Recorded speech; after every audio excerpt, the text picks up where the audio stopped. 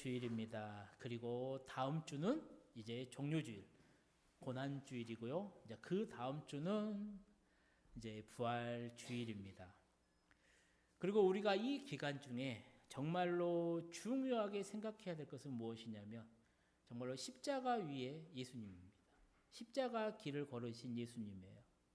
그래서 그 예수님을 묵상하면서요, 나의 믿음을 돌아보고 다시 신앙을 세우는 그 시간이 참 이 기간에 중요하다라는 거예요.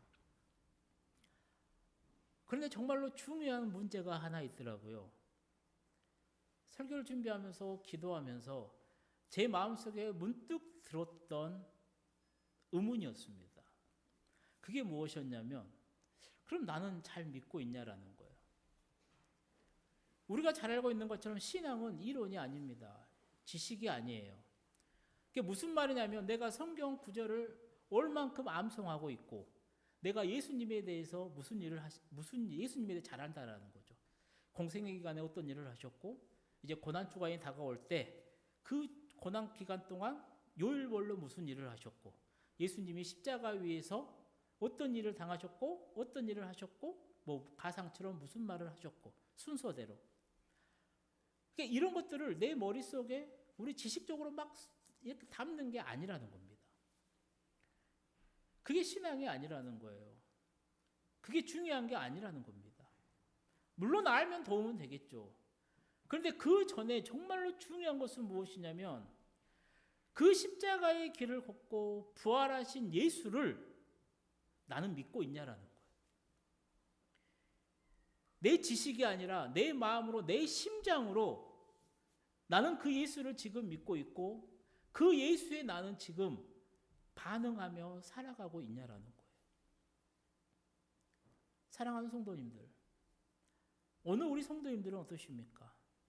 나는 진짜 예수 잘 믿고 있다라고 확신하고 계십니까? 정말로 이 믿음을 세우는 것이 정말로 중요해요. 나는 예수를 얼마나 잘 믿고 있는지,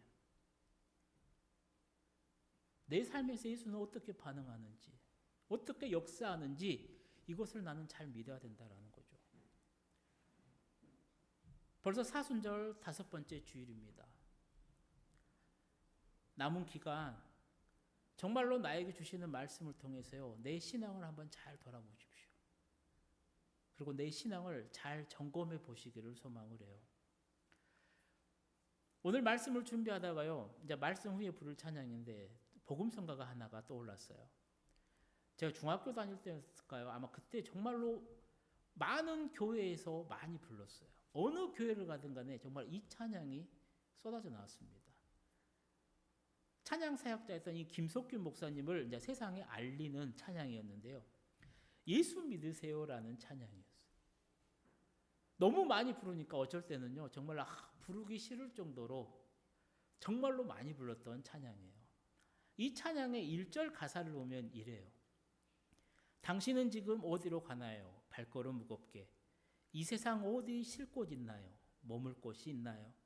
예수 안에는 안식이 있어요. 평안이 넘쳐요. 십자가 보혈 믿는 자마다 구원을 받아요. 예수 믿으세요. 예수 믿으세요. 예수 믿으세요. 예수 믿으세요.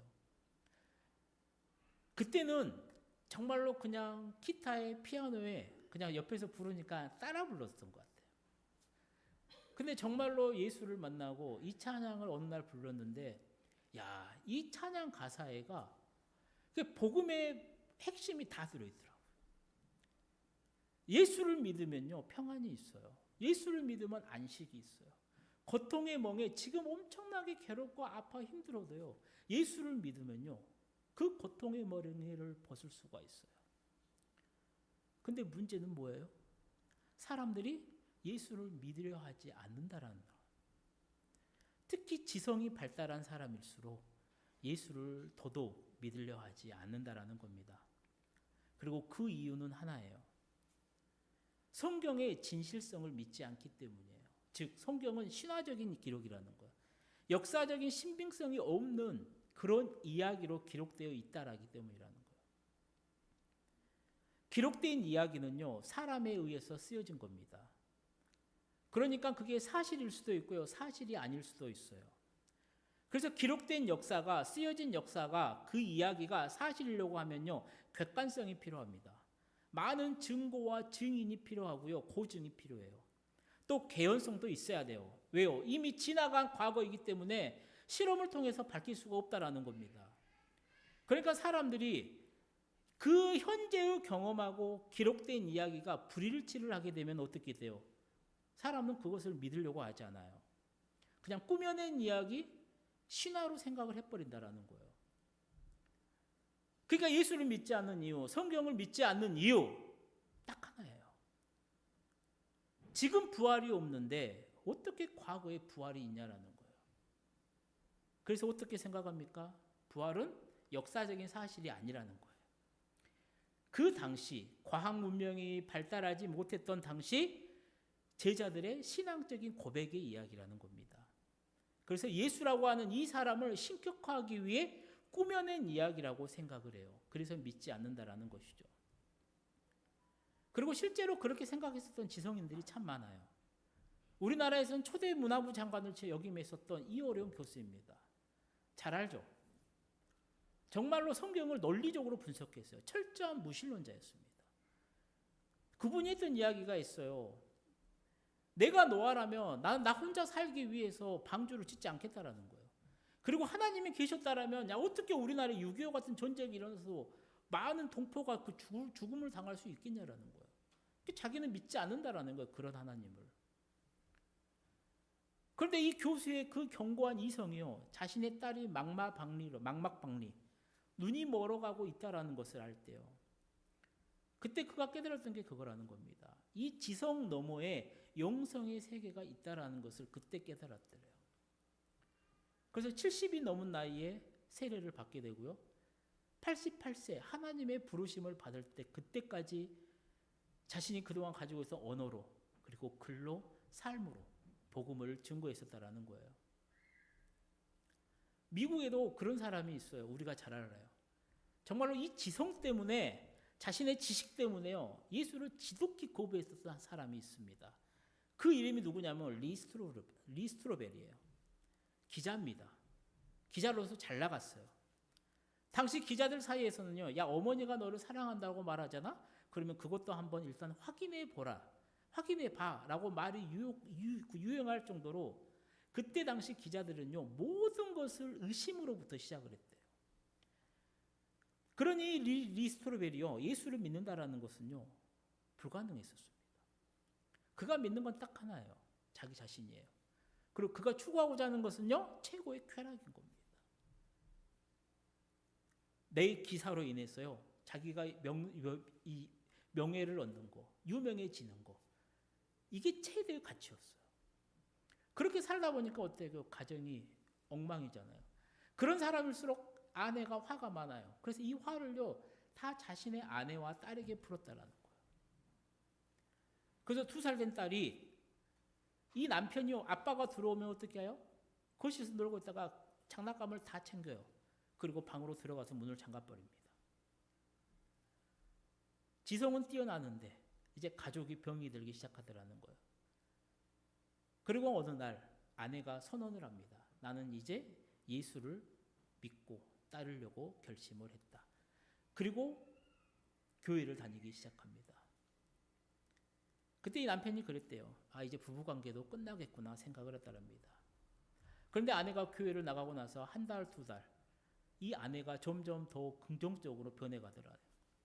그래서 어느 날 아내가 함께 교회를 가자라고 이야기를 했고요, 이 리스토르벨이 따라갑니다. 이유는 2가지였대요. 하나는 아내가 보여준 그 변화된 삶에 감동이 됐고, 2번째는 혹시나 아내가 이 사이비 집단에 빠져 있다라면 어떻게든 끄집어내야겠다라는 생각으로 따라갔더래요. 그래서 시카고에 있는 윌로 크릭 교회에 가서 첫 예배를 드리고요, 그 목사의 설교를 들으면서 신앙에 대한 오해가 깨집니다. 그러면서 기독교, 예수에 대한 호기심이 생기더래요. 그래서 이 사람 직업이 기자잖아요. 그래서 2년 동안 영적인 탐구를 시작하게 됩니다. 성경부터 시작했어요. 성경에 기록된 모든 그 역사적인 자료, 고고학적 분야까지 전부 다 통틀어서 기독교에 대한 모든 것을 다 검토하기 시작해요. 그리고 그가 최종적인 결론을 내립니다. 예수는 신화가 아니고 예수는 역사다라는 거예요.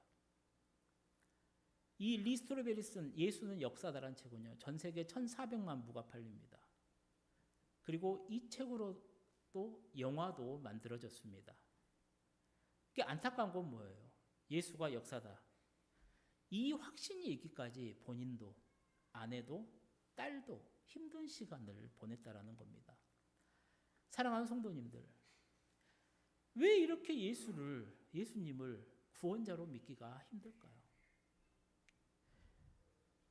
왜 이것을 정말로 확신하며 살아가기가 어려울까요? 한마디로 이야기하면 예수는 내 지성을 넘어선 영성의 이야기이기 때문이라는 겁니다.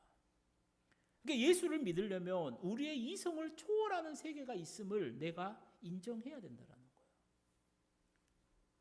그러니까 세상 사람들은요, 예수가 있다라는 것은 인정합니다. 예수 분명히 있었어.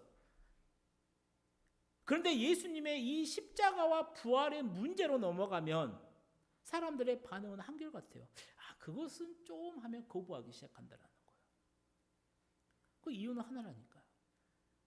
부활을 받아들이기에, 죽었던 사람이 다시 살아나는 것을 받아들이기에 내가 가지고 있는 이성이, 지성이 걸림돌이 된다는 겁니다. 그래서 예수라고 하는 사람이 실존했다는 것은 내가 인정은 하는데, 이게 부활의 문제까지로 넘어가게 되면서 그것은 좀 하면서 거부를 한다는 것이죠. 근데 우리가 명확하게 알아야 되는 것은 무엇이냐면, 예수를 믿으면서 부활을 믿지 않으면요, 그것은 내 믿음이 없다라는 말과 똑같다라는 거예요. 반면에 예수의 부활을 믿는다라면요, 다른 것도 다 자연스럽게 믿을 수가 있다라는 거예요. 이게 성경을 보는 것과 비슷해요. 똑같아요. 성경을 딱 펴면 창세기가 나옵니다. 창세기 1장 1절이 뭐예요? 태초에 하나님이 천지를 창조하셨다라는 거예요. 이 구절에 아멘으로 하면요, 요한계시록 끝까지 아멘 나올 때까지 모든 것이 다 받아들여져요. 근데 하나님이 태초에 천지를 창조했다는 말이 믿어지지가 않잖아요. 그러면 뒤로 읽고 가면 갈수록요, 성경은 계속 걸림돌이 되는 거예요.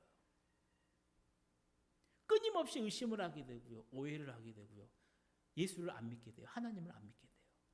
마찬가지예요. 내가 예수를 믿는데 부활을 안 믿는다? 모든 것이 다 걸리기 시작합니다. 근데 내가 예수의 부활을 믿는다라면요, 다른 모든 것들도 자연스럽게 믿을 수가 있게 됐다라는 것이죠. 예수의 부활이 증거하는 게 정말로 기독교에서 중요합니다. 그 몇 가지 사실을 한번 이렇게 돼요.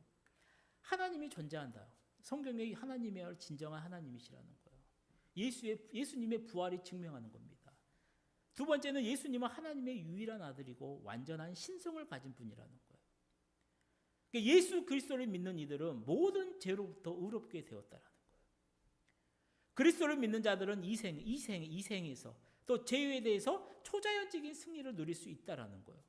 그리고 다섯 번째 중요하죠. 우리도 역시 부활하게 될 것이다라는 거예요. 이게 예수님의 부활이 증명하는 사실인 겁니다. 그래서 내가 부활을 믿냐, 부활을 믿지 않느냐, 이 어마어마한 차이가 난다라는 것이죠. 그러니 복음이 무엇입니까? 라고 이야기를 했을 때요, 정답은 무엇이냐면 복음은 십자가와 부활이라는 겁니다. 십자가에서만 멈추면요, 절대로 안 됩니다. 안타까운 것은 무엇이냐면 지금 우리 주변에도요, 예수님을 영접하기 전에 이오룡 교수라든가 이 리 스톨벨처럼 자신의 이성과 자신의 경험과 자신의 생각 때문에 예수님을 받아들이지 못하는 사람들이 많다라는 겁니다. 오해하지 마세요.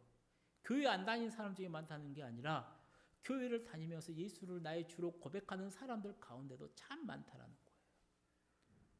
그게 바로 오늘 본문이 우리에게 알려주는 겁니다. 오늘 본문의 이야기는 간단해요.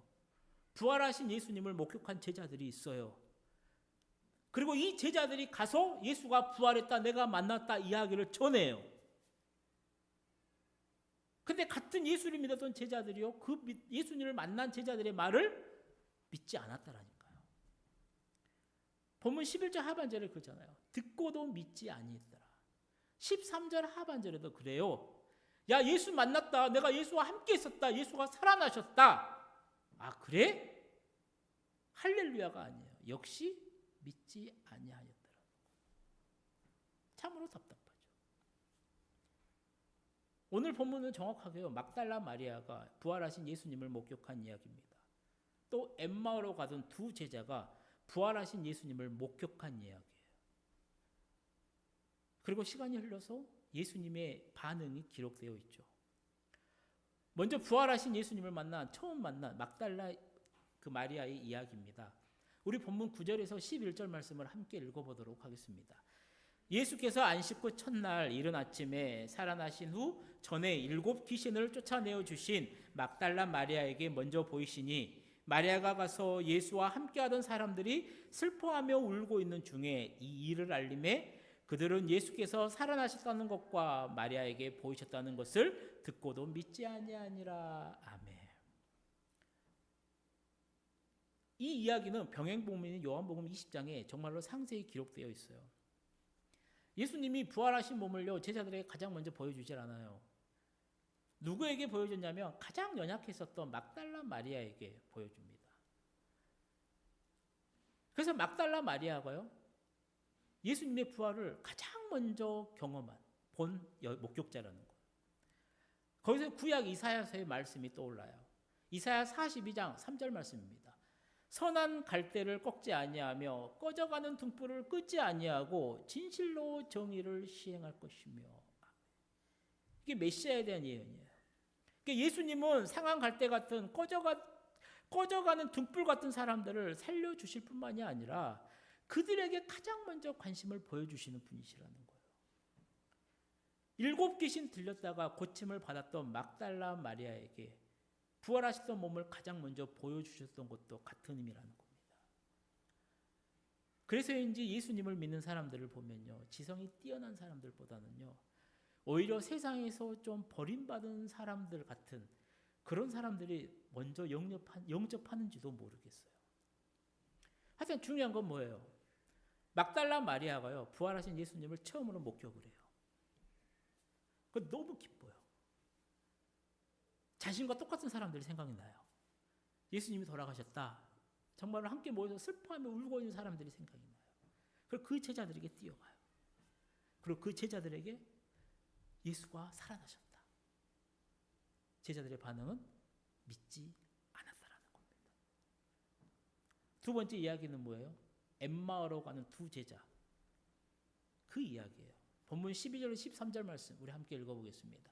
그 후에 그들 중 2 사람이 걸어서 시골로 갈 때에 예수께서 다른 모양으로 그들에게 나타나시니 2 사람이 가서 남은 제자들에게 알리었으되 역시 믿지 아니하니라. 아멘. 엠마오로 가는 두 제자의 이야기는 누가복음 24장에 잘 기록되어 있어요. 그래서 이 누가는 2 제자 가운데 한 사람을 글로바라라고 밝힙니다. 그리고 다른 한 사람의 이름은 누가는 밝히지를 않아요. 근데 성경학자들은 그 다른 한 제자가 글로바의 부인일 거라고 추정을 합니다. 왜냐하면 이 글로바의 부인, 이 아내도 예수의 부활 사건에 기록되어 있기 때문이라는 거예요. 요한복음 19장 25절 말씀이에요. 예수의 십자가 곁에는 그 어머니와 이모와 글로바의 아내 마리아와 막달라 마리아가 섰는지라. 아멘. 그러니까 이 말씀에, 이 요한복음 성경의 말씀에 의하면요, 글로바의 아내는 예수의 십자가의 그 모든 것을 목격했다라는 걸 알 수가 있죠. 그러니까 예수님이 십자가에 못 박힌 걸 생생히 봤다라는 겁니다. 못이 손을 뚫고 지나가고 십자가에 세워지고 피를 흘리는 거. 그분이 십자가 위에서 무슨 외치는 소리도 들었을 거예요. 갑자기 정말로 날이 캄캄해지는 것도 경험을 했을 거예요. 그리고 이 사람이 죽었나 안 죽었나 로마 병사가 마지막으로 옆구리를 창으로 찔리는 것까지, 그래서 숨지는 것까지 확인을 했을 겁니다. 예수가 십자가에서 죽었다라는 것에 대해서 이 글로바의 아내는요, 절대로 의심하지 않았을 거라는 거예요. 그리고 부활의 아침에 그들의 귀에 이상한 소리가 들려요. 무슨 소리가 들려요? 예수가 살아났다라는 거예요. 기뻐하는 게 아니라요, 글로바와 그의 아내가요, 불안해합니다. 이거 이상하다. 자신들의 생각과 경험과 이걸 뛰어넘는 일이 발생했다라는 거예요. 자신들에게 위험이 닥칠지 모르겠다는 생각이 들어요. 그래서 예루살렘에서 엠마오로 내려가더라는 겁니다. 그 내려가는 길에 예수님이 동행하세요. 그런데 그들이 알아보지를 못해요. 이유는 하나죠. 그들에게 남아있는, 이 부부에게 남아있는 예수의 마지막 이미지는 뭐예요? 십자가 위에서 처참히 피를 흘려 죽은 그 이미지였다라는 겁니다. 그런데 감사한 건 뭐예요? 그들이 동행하는 길에 예수님이 함께 해주셨다라는 겁니다. 그들이 가는 길에. 그리고 구약 성경에서 말하고 있는 그리스도에 대해서 자세히 풀어서 설명해 줬어요. 그때 성경은 뭐라 하냐면 그들의 가슴이 뜨거워졌다라고 해요. 그래도 내 옆에 있는 사람이 예수인 것은 몰라요. 엠마오로 도착을 합니다. 예수님이 어떻게 해요? 떡을 가지고 축사하세요. 그리고 그 모습을 보는 순간 이 두 제자의 눈이 밝아집니다. 아, 예수가 부활하셨구나. 그리고 성경은 뭐라 그래요? 부활하신 예수님이 사라졌다라고 합니다. 그렇게 이 두 제자가요, 부활하신 예수님을 만나요. 그래서 다시 예루살렘에 있으면 나에게 큰 위험이 닥칠까봐 거기 자리를 피해서 엠마오로 11km가 떨어진 엠마오로 도망을 갔는데 그 엠마에서 부활하신 예수님을 만나자마자 이들이 어떻게 해요? 다시 11km 떨어진 예루살렘으로 뛰어갑니다. 그리고 제자들에게 예수가 부활했다라고, 우리가 목격자라고, 야 내가 봤다라고 알려줍니다. 제자의 반응은 뭐예요? 역시 믿지 않았다라는 겁니다. 오늘 우리가 이 짧은 구절, 마가복음 짧은 구절이지만 정말로 중요하게 생각을 해야 돼요. 내 귀에 수없이 들리는 부활하신 예수님. 강단에서 아니 성경을 묵상하다가 야 예수가 살아났다, 부활하셨다. 내 귀에 들리는 이 말에 나는 어떻게 반응하냐라는 것이죠. 이제 말씀을 마치려고 해요. 사랑하는 성도님들, 성경을 보고 본문을 통해서 성경을 보면서요, 부활하신 예수님을 만난 사람들에게 있는 정말로 공통된 그 흐름을 하나 발견을 하게 됩니다. 부활 신앙이라는 것은 뭐냐면요, 불신, 슬픔에서 시작을 해요. 그러면서 이게 어디로 가냐면요, 기쁨과 흥분과 사랑과 헌신으로 진행된다는 거예요. 모든 사람이 다 그래요. 예수가 예수. 근데 부활하신 예수 만나잖아요. 그러면 이게 너무 좋은 거예요. 그래서 막 뛰어가는 거예요. 그 예수를 헌신하고 진행이 돼요. 이 공통된 흐름 가운데서요, 오늘 여러분의 신앙은 어디에 머물러 있냐라고요. 부활하신 예수님을 믿는 확신에 서 계십니까? 아니면 자꾸만 들어도 믿지 않는 불신에 서 계십니까? 오늘 본문에 예수님이 이렇게 말씀하세요. 우리 본문 14절 말씀을 함께 읽어보도록 하겠습니다. 그 후에 11 제자가 음식 먹을 때에 예수께서 그들에게 나타나사 그들의 믿음 없는 것과 마음이 완악한 것을 꾸짖으시니 이는 자기가 살아난 것을 본 자들의 말을 믿지 아니함이로라. 사랑하는 성도님들, 오늘 만약 예수님이 나에게 오셔서요, 내 믿음을 보시고요, 그렇다면 나에게는 뭐라고 말씀하실까요? 정말로 사순절 이 마지막 시간에 오늘 주신 말씀을 통해서요, 나의 믿음을 꼭 점검하고 다시 한번 세워보는 그러한 우리 성도님들이 되시기를 축복합니다.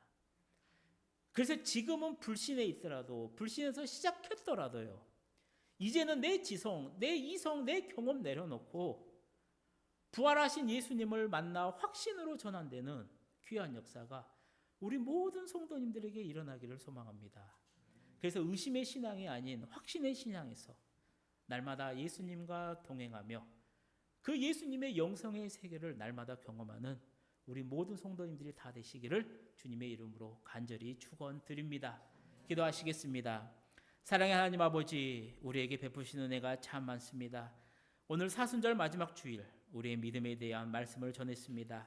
아버지, 주신 말씀을 통해 사랑하는 주님의 자녀들이 각자의 믿음을 들여다보며 불신이 아닌 확신으로 더 주님을 붙들며